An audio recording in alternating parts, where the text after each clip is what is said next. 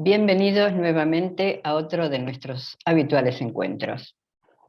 Habíamos visto en la charla anterior cómo el primer románico, también llamado románico catalán o románico lombardo, más primitivo, más sencillo, había entrado en la península ibérica desde Lombardía y Francia, asentándose en los valles del Pirineo catalán y aragonés durante los siglos X y XI. También habíamos visto que más tarde, entre los siglos XI y XII, entró proveniente de Borgoña el segundo románico, llamado románico pleno, con influencias de Cluny, y que se diseminó por todo el norte de la península a través de la ruta de las peregrinaciones jacobeas.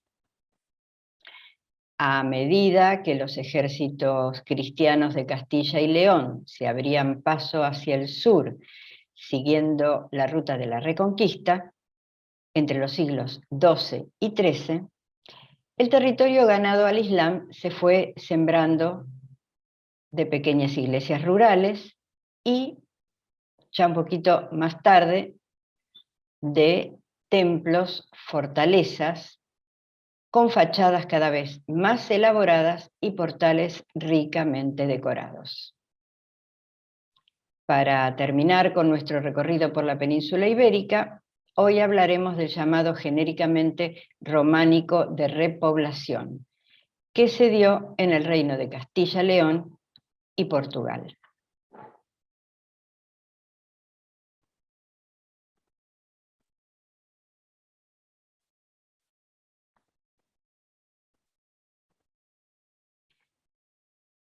La zona castellano-leonesa estuvo profundamente marcada por el Camino de Santiago, pero las iglesias y monasterios que mandaron a construir los reyes e infantas de Castilla y León, siguiendo la ruta abierta por la Reconquista entre mediados del siglo XII y el siglo XIII, responden a un pueblo fuerte, guerrero, sobrio, en contraste con el refinamiento de la civilización hispano-musulmana.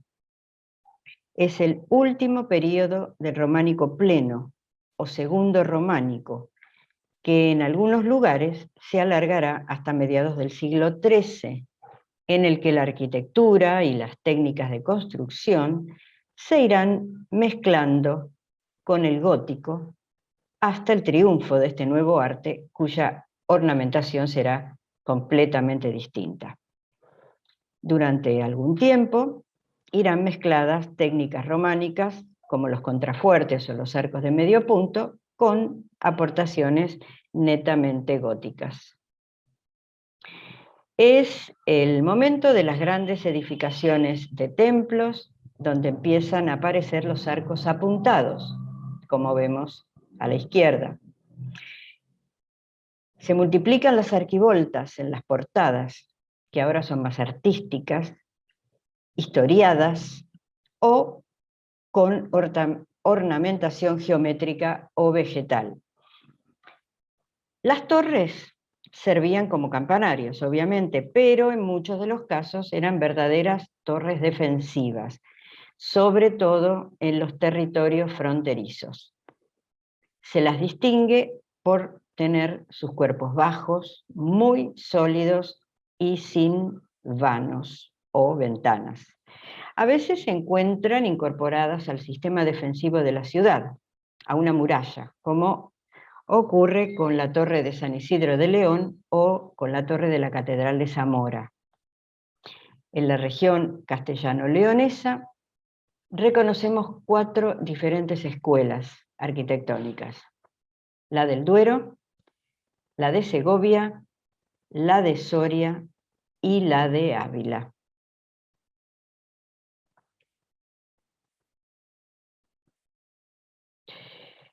La Catedral del Salvador, en Zamora, construida entre los años 1151 y 1174, pertenece al románico tardío de la Escuela del Duero.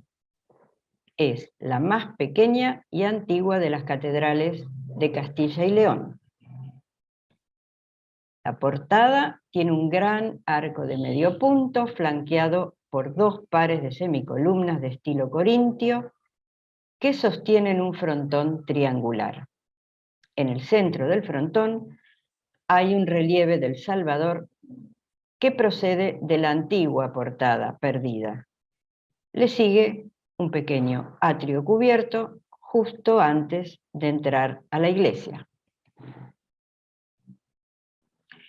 En la fachada lateral, la puerta del obispo conserva su estilo románico original y se divide en 3 cuerpos, y está decorada con 4 arquivoltas abocinadas con sus particulares rollos zamoranos. A ambos lados encontramos 2 nichos alargados en arcos de medio punto con los tímpanos decorados. En el de la izquierda se representa a San Pablo y a San Juan Evangelista, con libros abiertos, en actitud de ir caminando y conversando. Y el de la derecha está ocupado por un grupo escultórico formado por la Virgen sedente, con el Niño Jesús en sus rodillas, flanqueada por 2 ángeles. Aquí vemos una vista desde la cabecera, con el ábside central circular y los absidiolos laterales rectangulares. La torre del campanario en su origen fue un auténtico baluarte defensivo debido al lugar estratégico en donde estaba situada la ciudad. Desde el exterior podemos ver 5 cuerpos, pero en su interior solo dispone de 3. Los 2 pisos inferiores hacen de base y soportan el gran peso de la torre. Pero lo más destacable de esta catedral es el original cimborrio octogonal que tiene 4 torrecillas cilíndricas y que está elevado sobre un tambor con ventanas, que pertenece al grupo de los llamados cimborrios del Duero y que presenta la influencia del románico francés del Périgord, que a su vez tiene influencia bizantina. Si lo recuerdan, en la charla del mes de junio, les mostré la Catedral de San Pedro en Angulema, Francia, que tiene las torres, y el cimborrio con una decoración de escamas. La idea era que estos cimborrios proporcionaran claridad a través de los vanos abiertos en ellos. Pero la mayoría de las veces no llegaron a completarse, e incluso muchos se hundieron arrastrando al resto del edificio. La solución más espectacular fue la que se dio en estas cúpulas, llamadas gallionadas, con un tambor cilíndrico con ventanales. En el exterior están adornadas con torrecitas, voladizos y arquitos ciegos, además de buenos relieves de ornamentación, y están cubiertas con galliones, que son escamas de piedras planas con forma oval, superpuestas unas con otras. Aquí vemos la cúpula desde el interior. Este tipo de cúpula es de origen mozárabe. Tiene un gran tambor sobre pechinas en lugar de las tradicionales trompas. Y del tambor arrancan 8 arcos que se cruzan formando 16 cascos entre los que se abren las 16 ventanas. Por esto, este tipo de cúpula se denomina gallionada, lobulada o de gajos, ya que las nervaduras forman galliones o gajos de naranja. Esta es otra acepción del término galión. O sea, que se llaman gallonadas porque por fuera están recubiertas por esas piedras planas ovaladas, llamadas gallones, y por dentro los arcos forman lo que parecen gajos, también llamados gallones. Tiene 3 naves y la central se cubrió tardíamente con bóvedas de ojivas, que son de las más tempranas en España, anunciando la llegada del gótico. Las laterales presentan bóvedas de arista y los transeptos son de bóvedas de cañón apuntado. Las naves muestran arquería de arcos apuntados sobre pilares compuestos con capiteles muy sencillos.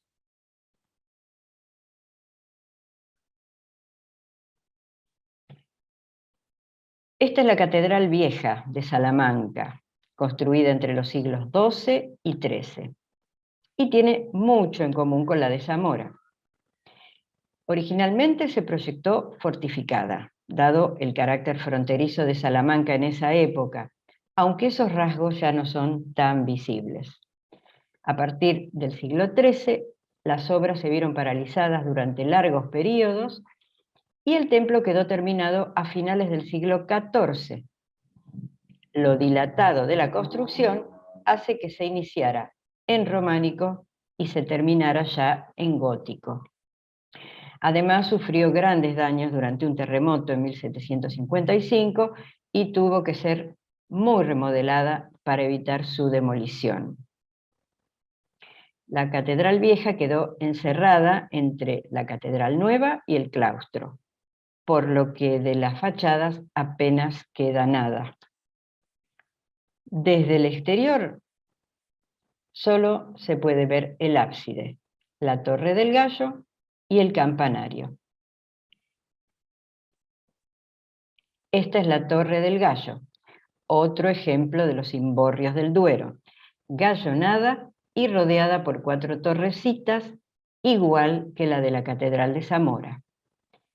En esta imagen también se ven las almenas, que confirma el carácter defensivo que tuvo originalmente la catedral.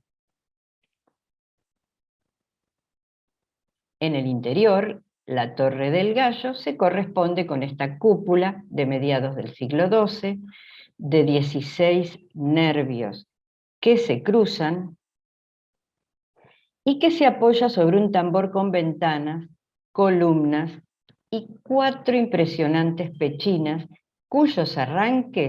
en cuyos arranques hay 4 esculturas de santos de bulto. Recuerden que en el principio de la Edad Media las esculturas estaban adosadas a las paredes, porque la Iglesia pensaba que las esculturas de bulto se parecían a las griegas y a las romanas y podían tomarse como ídolos. Pero ya en el siglo XIII, cuando se seguía construyendo esta catedral, el gótico ya había avanzado y los escultores sintieron su influencia.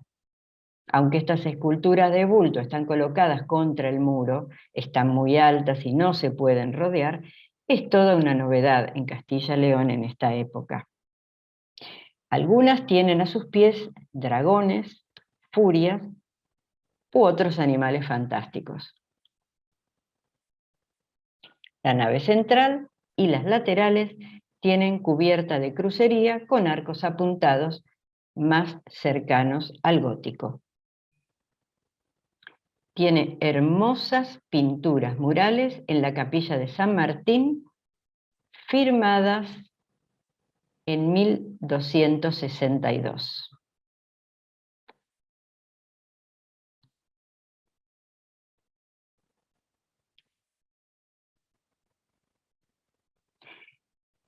La iglesia de San Millán, en Segovia, construida entre los años 1111 y 1126, forma parte de un conjunto de templos de la escuela segoviana que se caracterizan por ser muy austeras, con patios con arquerías simples o pareadas que recorren la fachada, con torres y pórticos. Tiene gran influencia aragonesa, ya que reproduce la planta de la Catedral de Jaca a menor escala, excepto por el agregado posterior de 2 galerías de arcos porticados tan comunes en el románico segoviano.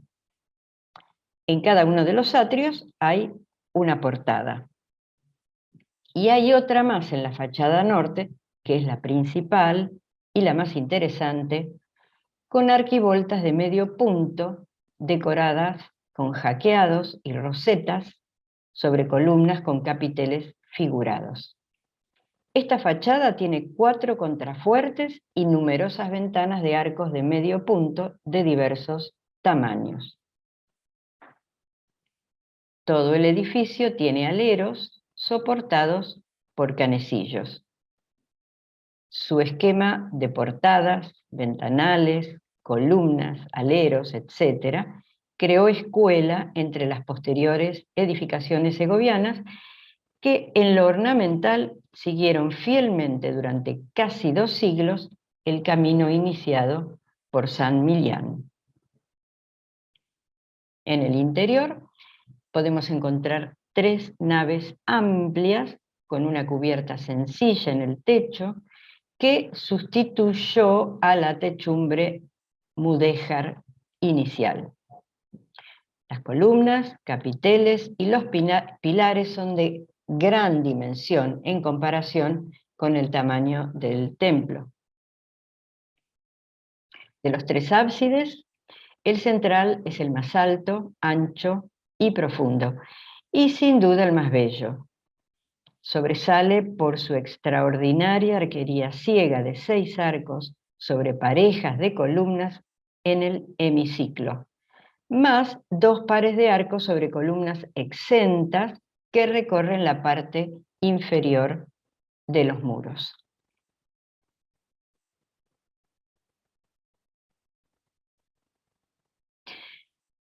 De la iglesia de San Esteban en Segovia, construida entre los siglos XII y XIII, podemos decir que es una sobreviviente.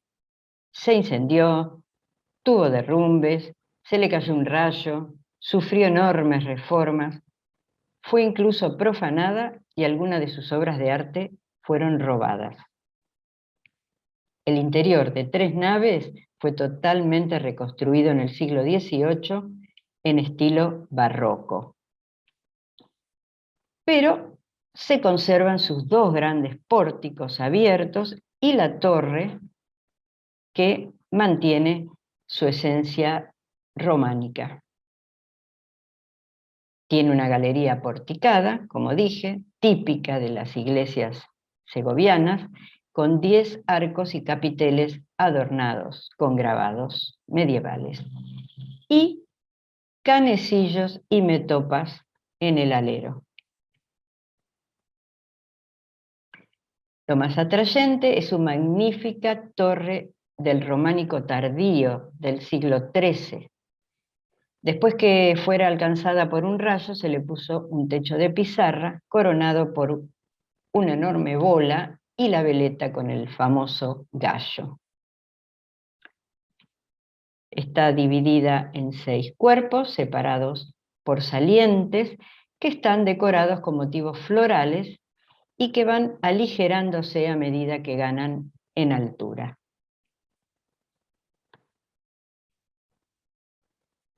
Todos los capiteles que componen los vanos de la torre en sus 4 caras son diferentes.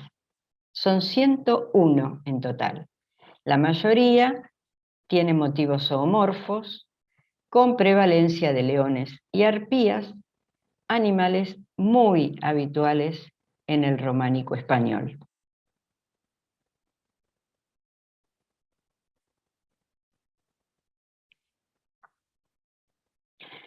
El monasterio de San Juan de Duero, construido entre los siglos XI y XII, se encuentra en las afueras y es el exponente de las principales características del románico tardío, llamado románico de repoblación de la escuela soriana.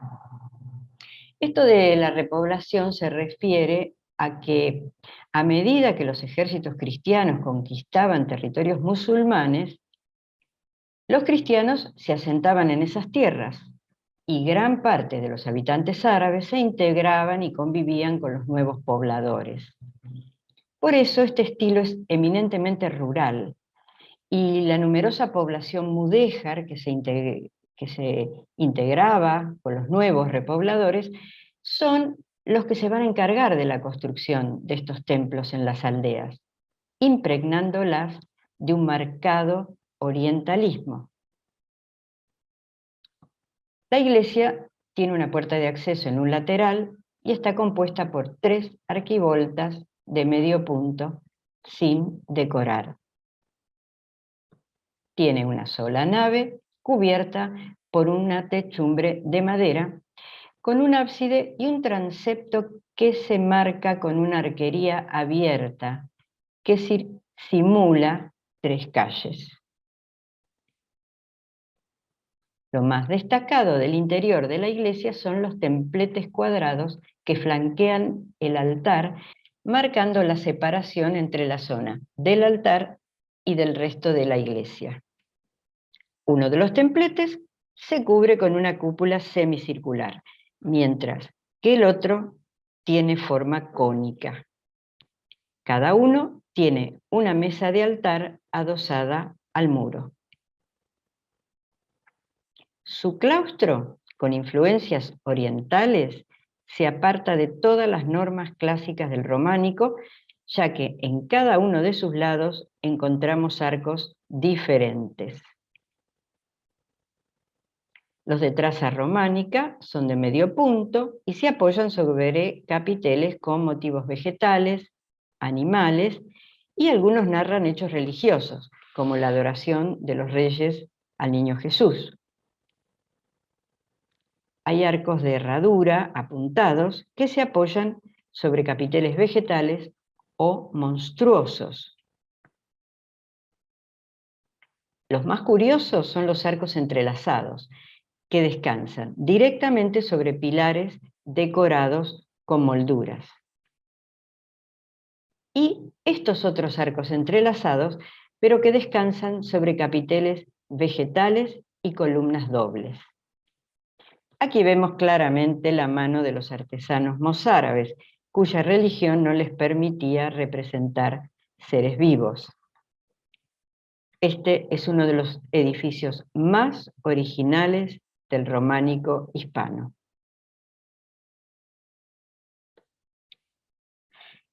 La iglesia de Santo Domingo en Soria. Originariamente era una modesta iglesia románica de principios del siglo XII dedicada a Santo Tomé. Pero a finales de ese siglo fue ampliada y remodelada. Conserva la torre de base cuadrada, que es también del siglo XII.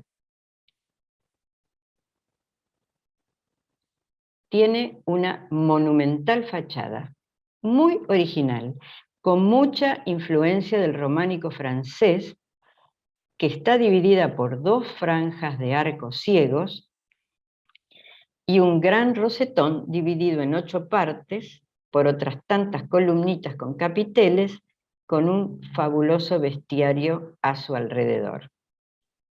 Esta fachada nos recuerda a Saint-Cernin en Toulouse, en Francia.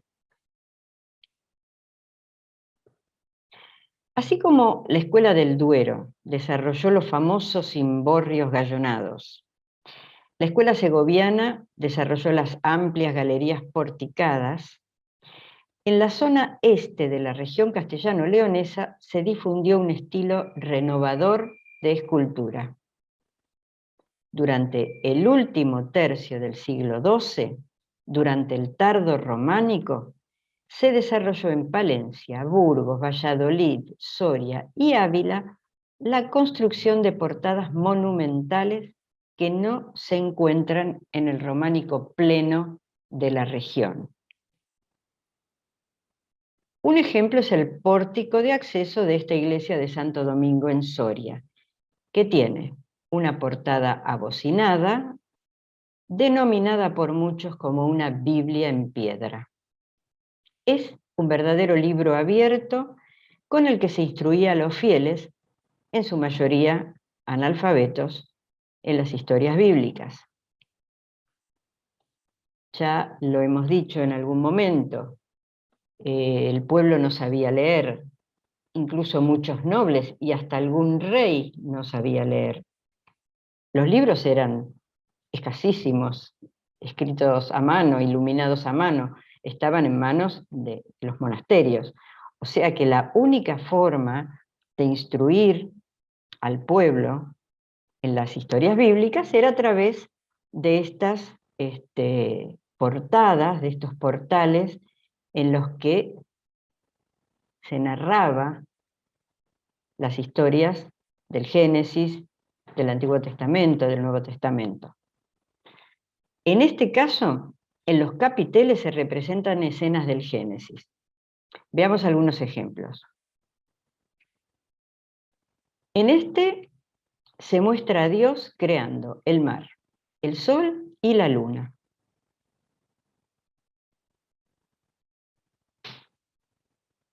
Estos lo muestran creando a Adán, modelándolo con sus manos y extrayendo de su costado a Eva como si se tratase de un parto. En este otro capitel, Dios está situando a Adán y a Eva en el paraíso. Y aquí la pareja está comiendo el fruto prohibido con la serpiente enroscada en el tronco del árbol. En este, Dios está reprendiendo a Adán y a Eva por haber desobedecido. Este otro continúa con la expulsión del paraíso. Pero curiosamente es un ángel con espada quien los expulsa. Y Adán y Eva ya llevan hojas de parra tapando su bajo vientre. Y ahora aquí muestra a Adán y a Eva humanizados. Él arando y ella hilando con la rueca. O sea que ya no son seres especiales, son seres humanos comunes que tienen que ganarse el pan con el sudor de su frente. Por encima de los capiteles hay una magnífica sucesión de cuatro arquivoltas ricamente labradas con figuritas perfectamente esculpidas representando diversos pasajes evangélicos. La primera, la más exterior, narra la historia de Cristo desde la Anunciación hasta la adoración de los magos. La segunda muestra episodios de la Pasión y la Resurrección. La tercera cuenta la historia de la matanza de los inocentes, y la cuarta arquivolta, la interior, muestra a los ancianos del Apocalipsis tocando instrumentos musicales. El tímpano muestra la paternidad de Dios, que sienta sobre su regazo a Cristo, sobre los que se sitúa el Espíritu Santo. Se trata de una representación de la Trinidad dentro de la mandorla o almendra mística, rodeado de los cuatro evangelistas, o sea, del tetramorfos, además de la imagen de la Virgen María coronada y un personaje masculino no identificado. Lo excepcional de este Pantocrátor es que es uno de los 5 únicos ejemplos en el mundo de la iconografía llamada Trinitas Paternitas. Es decir, que es Dios Padre el que tiene a Cristo sentado sobre él, en vez de la Virgen. Los otros 4 ejemplos, que como dije también están en España, se los muestro a continuación. Están en la iglesia de San Nicolás, en Tudela, Navarra. Otro está en el parteluz del Pórtico de la Gloria, en Santiago de Compostela. Hay otro en una talla en el monasterio de Santo Domingo de Silos, en Burgos.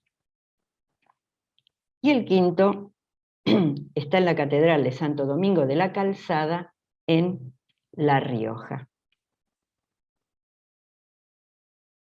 El interior de esta iglesia es de planta basilical, de 3 naves, la central mucho más ancha que las laterales y con cubierta de bóveda de cañón apuntada y de medio cañón con arcos fajones en las laterales. El crucero y la cabecera son renacentistas del siglo XVI.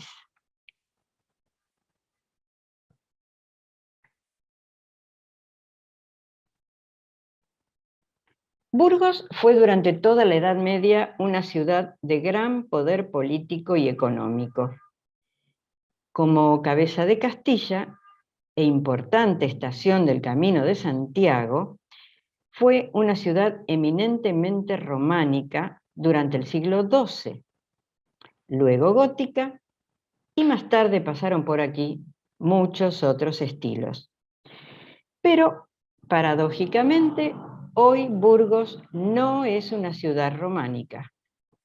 Las numerosas parroquias románicas que se construyeron en los siglos XI y XII fueron transformándose en templos góticos por influencia de la catedral hasta desaparecer por completo. La portada de la iglesia de Cerezo, en Río Tirón, está situada en el hermoso paseo de la isla. Fue desmontada y traída hasta esta ubicación a principios del siglo XX. Lamentablemente se eliminaron las partes inferiores de las columnas con el fin de que se pudieran observar mejor las esculturas de las arquivoltas, pero se ha perdido algo de las armónicas proporciones que tenía. Otro excelente ejemplo es la fachada occidental de la iglesia de Santiago de Carrión de los Condes, en Palencia, del siglo XII, que también está en el Camino de Santiago. El arco central está ricamente esculpido con un verdadero compendio de los oficios medievales que muestra con gran fidelidad y detalle la indumentaria y los utensilios que usaban. Por ejemplo, algunos de ellos son un acuñador de monedas,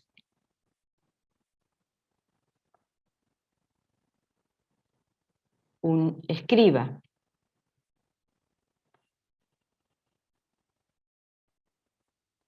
un herrero, músicos y una plañidera que era un oficio, un real oficio en la Edad Media.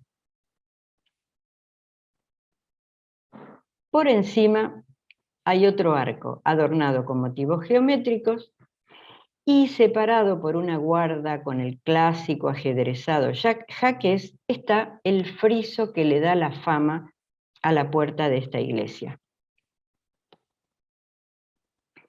6 apóstoles a ambos lados, situados bajo arcos de 3 lóbulos que se apoyan en pequeños capiteles cuidadosamente elaborados.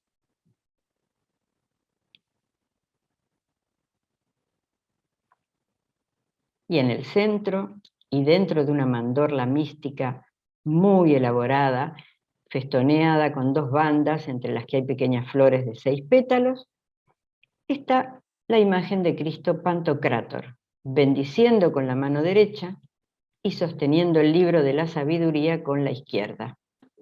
A los costados están tallados los símbolos de los 4 evangelistas.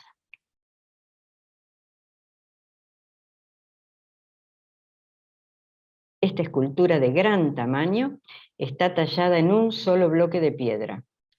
La perfección de las formas de Cristo, el delicado detalle de los pliegues y la decoración de la túnica y del vestido alcanzan la cima del arte románico y marcan el camino hacia el gótico. Si bien esto lo veremos en detalle en la charla que especialmente voy a dedicar a la escultura y a la pintura románicas, quiero que vean la evolución de los artistas románicos comparando estas tallas de distintas regiones de Europa. Y vean cómo la escultura fue ganando en profundidad, complejidad y detalle de pliegues, decoraciones y sobre todo naturalidad en los movimientos y los rostros. O sea que el hieratismo inicial se dio el paso a la naturalidad, que se inicia con el gótico y que culmina en su máxima expresión en el naturalismo del Renacimiento.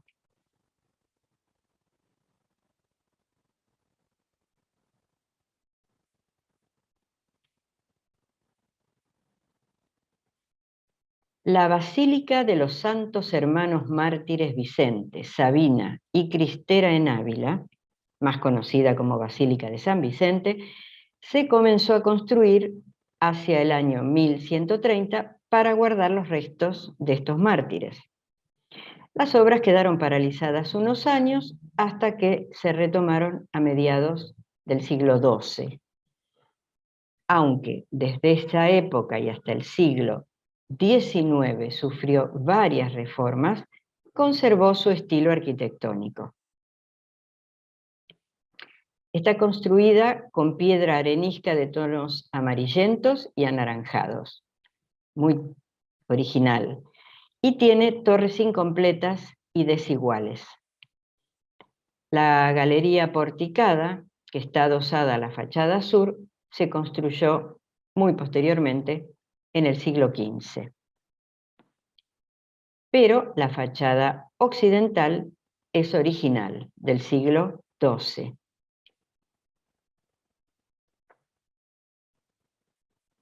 Y en ella se destaca la portada con 5 arquivoltas muy elaboradas, parte luz y figura de los apóstoles en lugar de columnas, sobre las que se sitúa un alero con figuras de hombres y mujeres en actitudes extrañas. El tímpano está dividido en 2 partes, con representaciones de escenas de la vida de Lázaro, realizadas con gran naturalidad.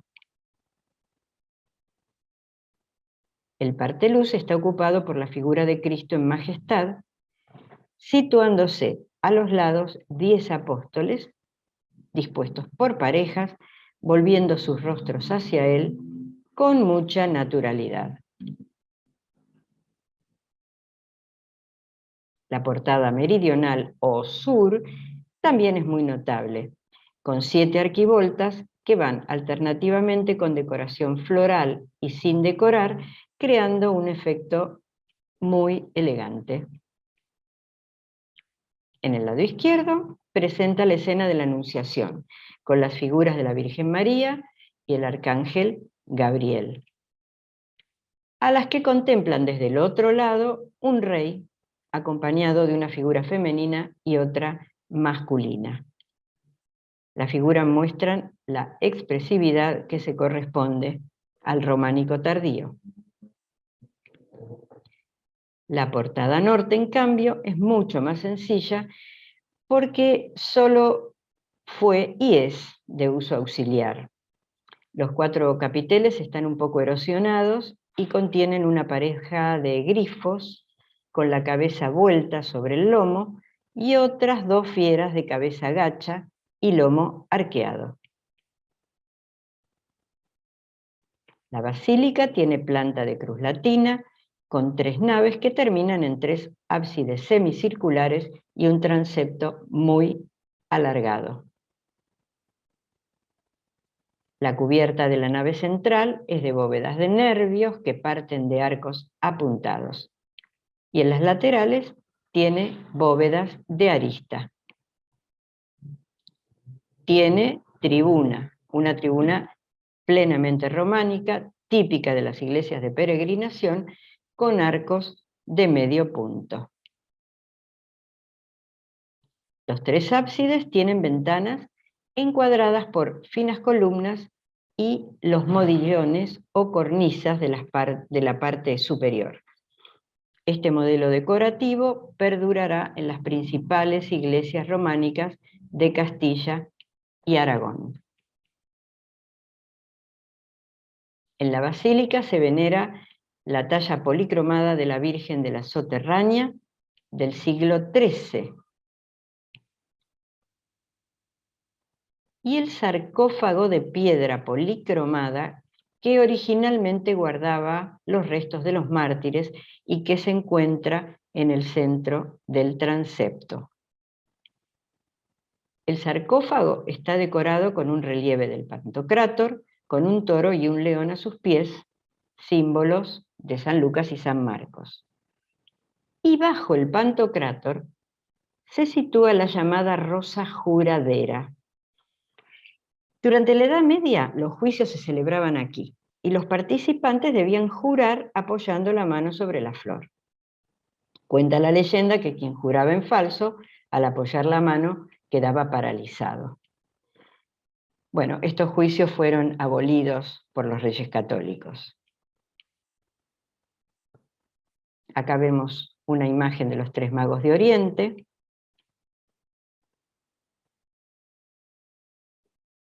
Y los laterales narran la vida de los santos, encuadrada en casetones. Este cenotafio es de piedra, dije, policromada. Esto nos prueba y nos confirma que todas las esculturas que vemos ahora sin color en los frentes de las iglesias eran policromadas. Con el paso del tiempo, los pigmentos se fueron perdiendo, aunque en algunas quedan algunos restos que se pueden apreciar.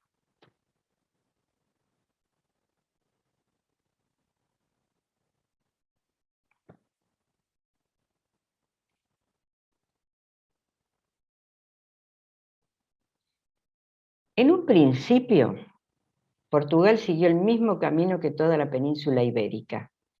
El vacío dejado por los romanos fue ocupado por los invasores bárbaros, y fueron los visigodos arios, que se convirtieron al cristianismo, quienes acabaron dominando toda la península. Recordemos que una gran oleada de árabes llegó desde el norte de África en el año 711, cuando una facción visigoda les pidió ayuda en su lucha por la sucesión. Ni lerdos ni perezosos, los musulmanes ocuparon rápidamente parte de la costa meridional portuguesa, estableciendo su capital en la actual ciudad de Silves, que está ahí marcada al sur con un círculo. Los habitantes de esta zona convivieron pacíficamente con los invasores, quienes fueron tolerantes con los judíos y los cristianos, permitiendo que los pequeños hacendados conservaran sus tierras y hasta los animaron a probar nuevos cultivos, como el arroz y los cítricos. Mientras tanto, en el norte se iniciaba la Reconquista. Los ejércitos cristianos fueron tomando fuerza y en el año 868 tomaron Oporto. Aunque la Reconquista no alcanzó su apogeo hasta el siglo XI. En el 1064 cayó Coimbra. Y en el 1085, el rey Alfonso VI de Castilla y León conquistó Toledo, el baluarte musulmán. Pero al año siguiente los cristianos fueron expulsados. La Reconquista fue un compendio de grandes avances y algunos retrocesos, pero iba avanzando inexorablemente. Ante esta derrota en Toledo, Alfonso VI pidió ayuda y numerosos cruzados europeos llegaron en auxilio del rey, gracias a lo cual se lograron avances decisivos. Entre los nobles que llegaron estaba Enrique de Borgoña, que se casó con doña Teresa, la hija del rey. Desde hacía bastante tiempo que se producían algunos intentos autonomistas e incluso independentistas por parte de los condes que gobernaban el condado de Galicia y de Portucale. Para acabar con estos conatos, el rey Alfonso VI decidió en 1096 cederle a su hija y a su yerno Enrique de Borgoña el gobierno de las tierras más al sur de Galicia, fundándose así el condado portucalense. Cuando murió su marido, doña Teresa gobernó como regente para su hijo y se casó con un noble gallego. Claro, los nobles portugueses se alarmaron ante la perspectiva de una unión con Galicia y se rebelaron. Y después de varios años de luchas, su hijo, el hijo de Teresa, Alfonso Enríquez, declaró la independencia y fue aclamado rey de Portugal en el año 1139, fijando su capital en la ciudad de Coimbra. Y durante los años siguientes continuó el avance hacia el sur, reconquistando Santarém y Lisboa.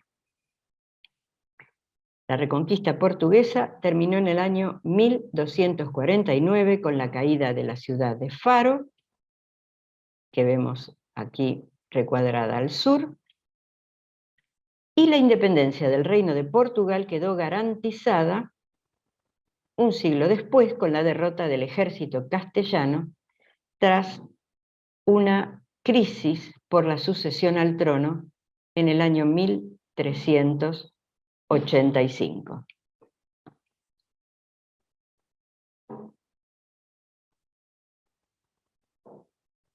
Como en toda la península, pero muy particularmente en Portugal, la distribución geográfica del románico siguió la ruta norte-sur de la ocupación de tierras por las distintas órdenes religiosas, como la de Cluny, el Cister, San Agustín y las órdenes militares de los caballeros hospitalarios y templarios entre fines del siglo XI y principios del XII, en el contexto de la Reconquista. Las primeras iglesias en el norte fueron construcciones monásticas rurales, muy simples, de una nave, techo de madera y ábside rectangular, de un románico muy primitivo, como la iglesia de San Cristóbal en Río Mau, que fue un antiguo monasterio y que tiene 3 sencillos portales. La iglesia de Santa Eulalia del monasterio de Arnoso tiene un portal ya un poco más elaborado. Y fíjense qué curioso en las 2 cruces del techo, que son similares a las cruces celtas.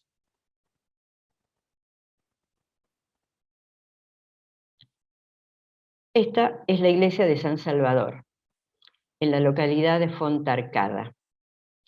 Todas estas iglesias rurales que hemos visto están en el distrito de Braga. Pero la gran expansión, la real expansión del estilo románico coincidió con el reinado de don Alfonso Enríquez, entre 1139 y 1185, época en la que se construyeron las catedrales de Braga, Oporto, Viseu, Coimbra y Lisboa. En general, las catedrales portuguesas tienen un aspecto pesado, como pueden ver en estas imágenes, un aspecto parecido a una fortaleza, con almenas y pocos elementos decorativos. La C, o Catedral de Santa María, en Braga, es la primera catedral portuguesa construida varias décadas antes de la independencia del país. Su construcción comenzó en el año 1070 y duró todo un siglo. El obispo de Braga rivalizaba en poder con el obispo de Compostela. Y por eso, en la iglesia de Santa María de Braga, se encuentran las tumbas de Enrique de Borgoña y su mujer, doña Teresa de León, los primeros condes del condado portucalense. Es uno de los mejores ejemplos del románico portugués, aunque con el paso de los siglos se le incorporaron elementos góticos, manuelinos y barrocos. Esta es la fachada principal en la que podemos imaginar la fachada original románica, con sus dos torres. Del románico inicial, de fuerte inspiración francesa, se conservan su estructura con la Puerta del Sol. Y aquí vemos detalles de los laterales. El interior tiene cubierta de madera y grandes pilares que sostienen los arcos. Y en el exterior está la capilla de San Geraldo, bien románica, que quedó fuera de la catedral después de las reconstrucciones.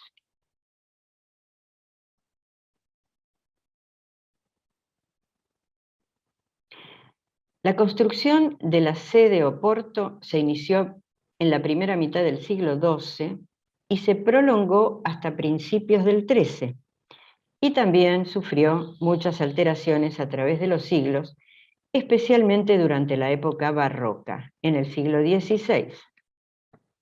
Está situada en la parte alta de la ciudad, junto a las murallas que la protegían, por lo cual el exterior tiene un aspecto de fortaleza con almenas.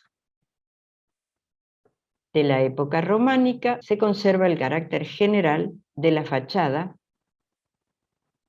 con las torres sostenidas por dos contrafuertes. El hermoso rosetón y los arbotantes que sostienen la nave central, que se ven aquí arriba, por encima de los arcos, a la izquierda, a la derecha. Esta catedral es uno de los primeros edificios portugueses que utilizó los arbotantes como elemento arquitectónico. El cuerpo de la iglesia es de 3 naves, cubiertas con bóveda de cañón, y el interior es muy austero y poco decorado, con grandes columnas y paredes desnudas. Por su sencillez, esta catedral nos recuerda que nació románica. La Catedral de Santa María, situada en la ciudad medieval de Viseu, se comenzó a construir en el siglo XII sobre las murallas de la antigua fortaleza romana. Es muy poco lo que queda del edificio románico original, solo la Torre del Reloj, ya que la otra fue reconstruida en el siglo XVII. La C. Vela, es decir, la Catedral Vieja de Coimbra, fue construida después de que Alfonso Enrique se declaró rey de Portugal en 1139 y eligió a la ciudad de Coimbra como capital del reino. Es la única capital románica de la época de la Reconquista que ha sobrevivido casi intacta.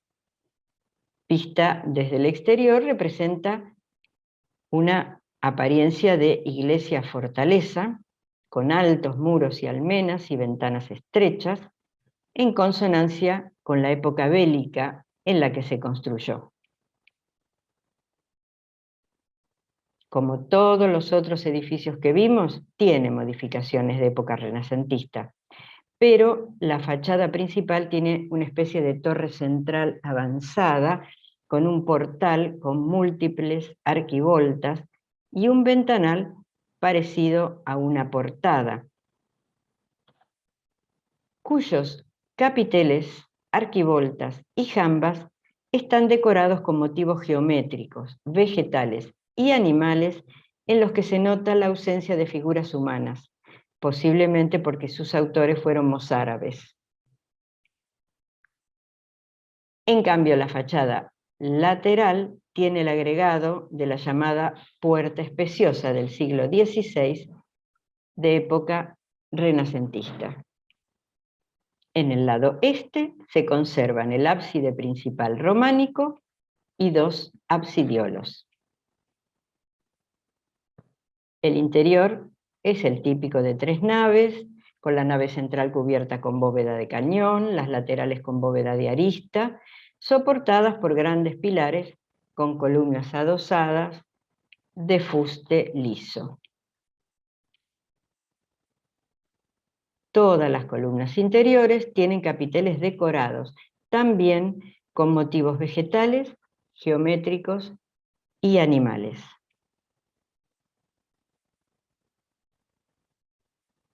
Tiene una espaciosa tribuna para alojar a los peregrinos, porque es una iglesia de peregrinación. Y las ventanas de la torre linterna y la ventana grande de la fachada oeste son las principales fuentes de luz natural.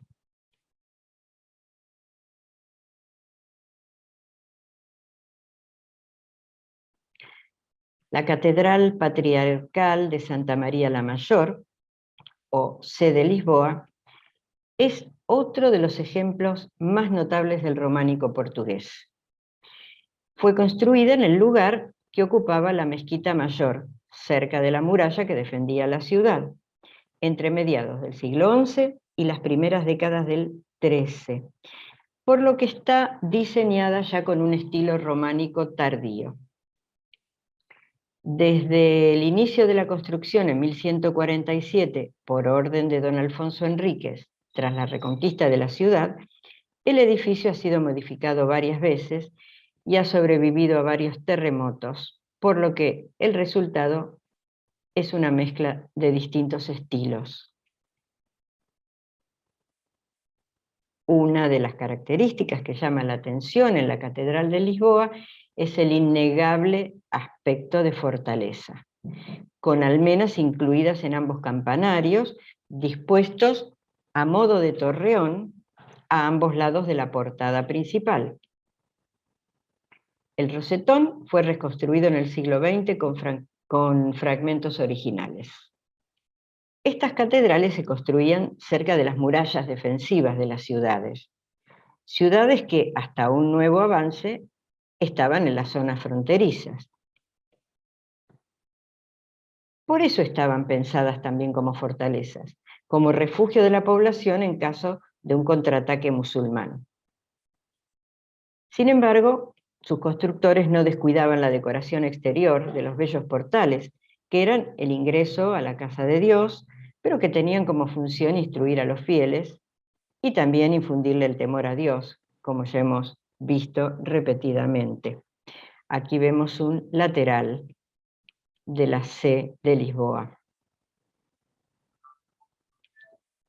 Trasponiendo el gran arco de la portada, nos encontramos con el portal de 5 arquivoltas con capiteles esculpidos. Tiene planta de cruz latina con 3 naves, la central con bóveda de cañón y las laterales con bóveda de arista. Y tiene una capilla principal rodeada de un ambulatorio o girola de estilo gótico. Y también un amplio triforio o tribuna, lo cual nos da la pauta de que fue pensada como iglesia de peregrinación. Si bien los interiores de estas catedrales son sobrios y poco decorados, observemos los enormes pilares que están aligerados y embellecidos por las columnas adosadas. En este caso los capiteles no tienen decoración, como en la mayoría de los otros templos que hemos recorrido, pero sí están decorados los capiteles de las columnitas de los arcos de la tribuna. En esta catedral se conserva la pila bautismal donde fue bautizado San Antonio de Padua alrededor del año 1193. Y para terminar, la iglesia redonda de los templarios en el convento de Cristo, que fue originalmente un bastión del siglo XII de los caballeros templarios, cuya rama portuguesa se convirtió en los Caballeros de la Orden de Cristo. La iglesia fue fundada en 1160 y su construcción continuó hasta finales del siglo XII con la erección del Oratorio Redondo. Se encuentra en la localidad de Tomar, a 50 kilómetros al sur de Coimbra. Es una estructura poligonal de 16 lados, con robustos contrafuertes y un campanario. En esta foto vemos la comparación con la iglesia manuelina del siglo XVI, adosada a la izquierda. En el interior, la iglesia redonda tiene una estructura octogonal, conectada por arcos a una galería circundante o girola. En la Edad Media no tenía decoraciones, y las pinturas y las hojas de oro se agregaron en el siglo XVI en estilo manuelino. La estructura octogonal replica la arquitectura del antiguo templo de Salomón. Y con esto llegamos al final de nuestro recorrido por la península ibérica y su ruta románica. Espero que hayan disfrutado de este tour virtual. Los espero el mes próximo para transitar por las rutas del románico en Inglaterra, Alemania y el resto de Europa oriental. Gracias por su atención y hasta el mes que viene.